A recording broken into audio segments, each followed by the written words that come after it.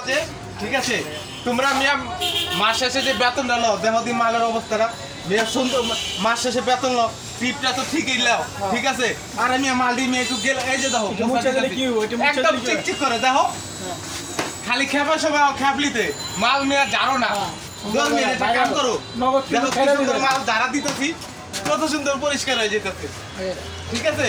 মাস শেষে মিয়া বেতন লই না দেখো কাজ করো মিয়া সুন্দর করে ঝাড়তে হইব দেখতে এদিকে আসো এই দেখো আমার নাম হলো লোকমান সাহেব ঠিক আছে আমি এখন ভাইরাল মাল মুছতে ভাইরাল হয়ে যাব